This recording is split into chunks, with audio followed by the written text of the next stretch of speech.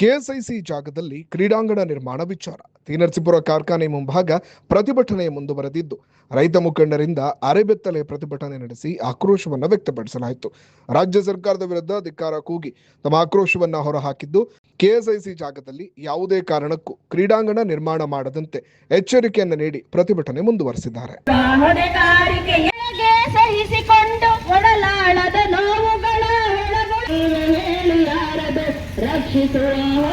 ಮೂರನೇ ದಿನಕ್ಕೆ ಕಾಲಿಟ್ಟಿದೆ.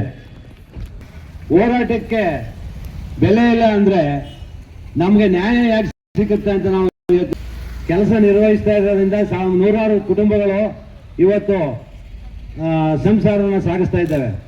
ಈ ನಿಟ್ಟಿನಲ್ಲಿ ನಮ್ಮ ಜಿಲ್ಲೆವಾರು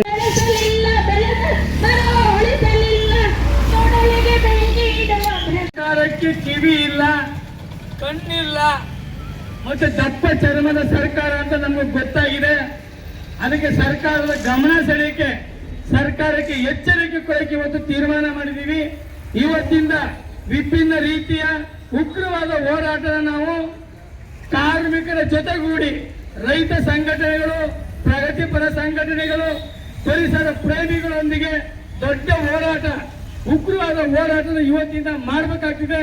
ಇವತ್ತು ಏನು ಸರ್ಕಾರಕ್ಕೆ ಎಚ್ಚರಿಕೆ ಕೊಡಕ್ಕೆ ಎಲ್ಲ ನನ್ನ ರೈತ ಬಂಧುಗಳು, ಕಾರ್ಮಿಕ ಬಂಧುಗಳು ನಮ್ಮನ್ನ ಬೀದಿಲಿ ಕುಣಿಸಿದರಿ, ಅರಬೆತ್ತಲೆ ಮಾಡಿ ಕುಣಿಸಿದರಿ.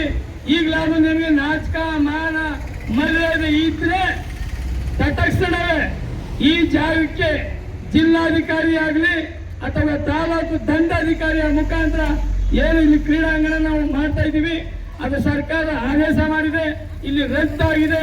ನಾವು ಕ್ರೀಡಾಂಗಣ ಬೇರೆ ಕಡೆ ನಿರ್ಮಾಣ ಮಾಡೋಕ್ಕೆ ನಾವು ತೀರ್ಮಾನ ಮಾಡಿದ್ದೀವಿ ಅಂತ ಹೇಳೋ ತನಕ ಇಲ್ಲಿ ವಿಭಿನ್ನ ರೀತಿಯ ಉಗ್ರವಾದ ಹೋರಾಟನ ನಾವು ಮಾಡಬೇಕು ಅಂತ ತೀರ್ಮಾನ ಮಾಡಿ ಇವತ್ತು ಅರಬೆತ್ತಲೆ ಆಗಿ ಇವತ್ತು ಬೀದಿಲಿ ಕುಣಿಸಿದರೆ, ರೈತರು ಅರಬೆತ್ತಲೆ ಆಗಿ ಬೀದಿಲಿ ಕುಂತಿದ್ದಾರೆ ಅಂದ್ರೆ ರೈತರ ಉದ್ಯಮ, ರೇಷ್ಮೆ ಉದ್ಯಮ ನಾಶ ಆಗ್ತಿದೆ ಅನ್ನೋ ದೃಷ್ಟಿಗೆ ನಾವು ಇಲ್ಲಿ ಕುಂತಿದ್ದೀವಿ. ಹೇಳಿ ಯಾರದು ರಕ್ಷಿಸುವ